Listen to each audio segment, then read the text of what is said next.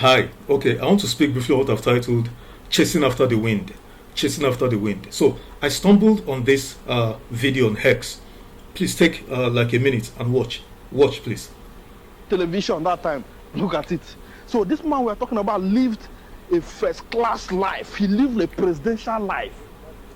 A man with excess capacity, a philanthropist, a man who championed development of his community in Arondi zone, a member of People's Club of Nigeria.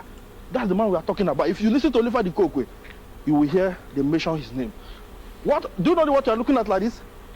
This is a swimming pool. Let's go inside so that you see what I'm talking about. These people, these are our grandfathers. They lived luxury life.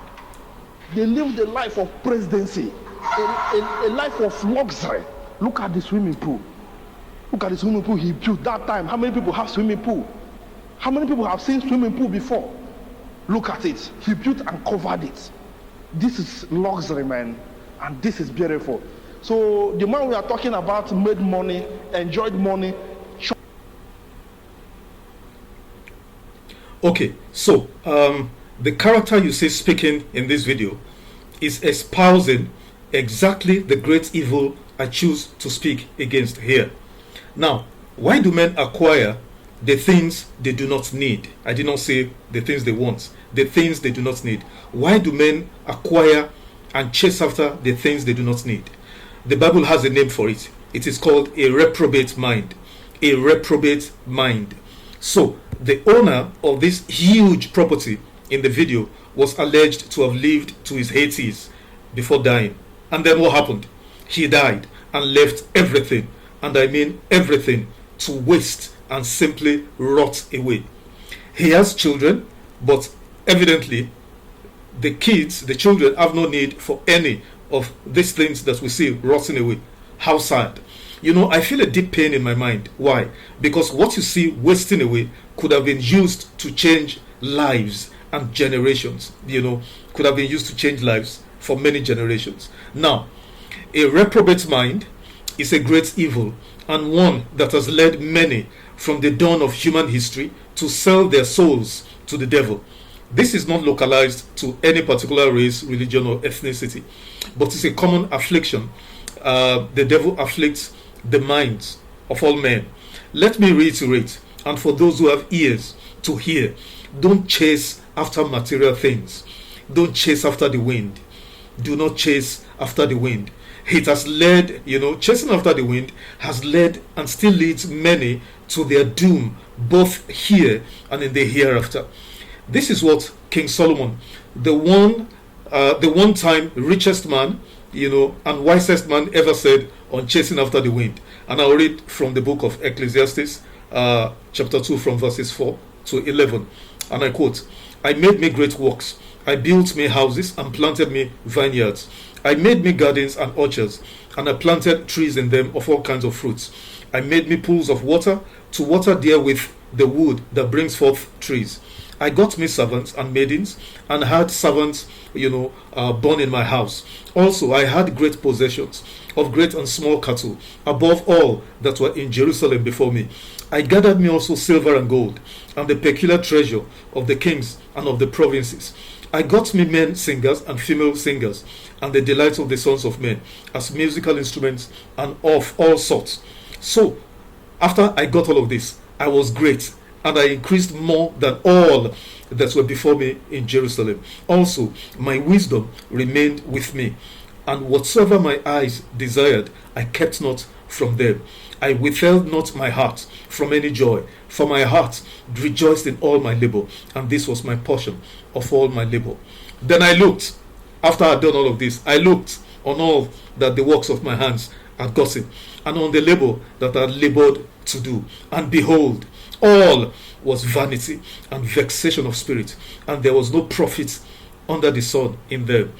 After, end of quote, after Solomon got everything, the conclusion was that he discovered he was only chasing. He had only spent his lifetime chasing after the wind. After Solomon had gotten everything, and do not forget, in all the scriptures, in all that I quoted, the words I, me, I got for myself, for me, whatever my heart, my soul. it was all about Solomon. And at the end of it all, Solomon crescendoed that it was all vanity and vexation of spirit. That is, he had used his life, he had spent his life grasping after the wind. So, what is a reprobate mind? I go back to that question. What is a reprobate mind? What I just read from King Solomon, that is a classic reprobate mind. Classic reprobate mind. And a reprobate mind is a degenerate mind, a debased and debauched mind, totally and beyond redemption. And guess what? It was why Solomon failed eventually to please God. And I bet you he is not in heaven. You know what? There are many, millions, as I speak, chasing after the wind, even as I speak here. Young and old, male and female. Black, white, does not matter, brown, yellow.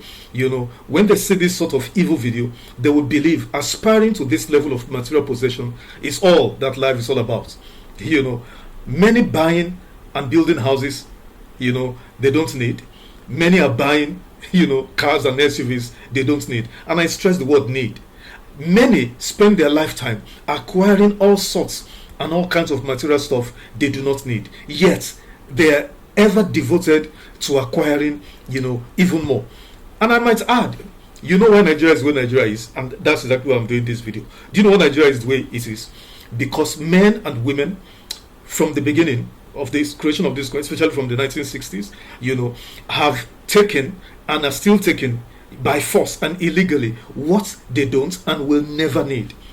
The leaders of Nigeria at every level for decades now have been taking and still taking, they've taken and are still taking illegally, criminally, the things they will never need. Because when you hear some of these things, your mind boggles. It makes your head to spin and get dizzy at the sheer lunacy. It's a reprobate mind. And what are the consequences of people taking the things they don't need? The consequences are everywhere.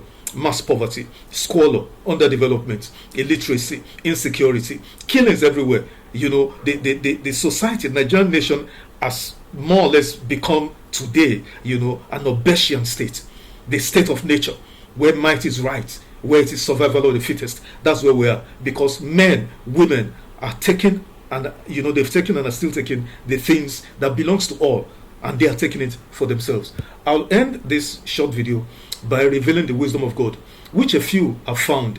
Living in the service of mankind, that is the only way to a life of true immortality, both here and in the hereafter.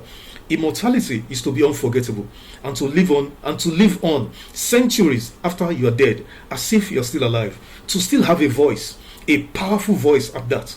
Men think, if they grasp and acquire everything in sight, then they will be unforgettable. Lie. The devil sold you a big lie. Satan has scammed you big time. See, I watched this video, that triggered this my response. I watched the video a couple of times. I still can't recall the name of the so-called billionaire. He's unknown beyond his immediate family and village. The name will never stick in my brain because he has not done anything to make him unforgettable in my own definition of immortality or greatness.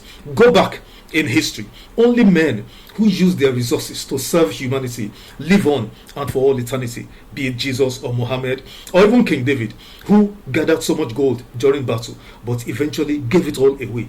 And for as long as men live on this earth, King David will forever be a topical issue. John D. Rockefeller, Andrew Carnegie, John D. MacArthur, Henry Ford, etc. All these men and many others have given their wealth, to the service of humanity. And it's the reason why hundreds of years afterwards we still reckon with them. Or how can you, for instance, forget Alfred Nobel? That's the guy who invented dynamite that is used to blast rocks or even for war. He invented it, Alfred Nobel. But guess what? All the fortune he made, he devoted it, to excellence, to the pursuit of human excellence in 5 or 6 fields: medicine, literature, economics, physics, chemistry. Anybody who excel in these fields, they're given, $1 million as prize, for excelling in those fields. Even Nobel Peace Prize. Alfred Nobel did that. He didn't use the money, give the money to his children to buy houses and mansions. No. And guess what? Resources isn't just about money. Intellect is a huge resource. So you talk about William Shakespeare, Chinua Achebe, Wole Soyinka, Fela Anikulapo, Mozart, Beethoven, Albert Einstein, Michael Faraday, Pierre-Marie Curie, etc., etc. These are the immortals, the truly unforgettable men and women of history. These are the men and women who did not chase after shadows, who did not chase after the wind. I plead with you, stop chasing after the wind. Stop chasing after the wind. Use your life, your resources, your intellect, your money in the service and in the promotion of humanity. Thank you for listening, and bye for now.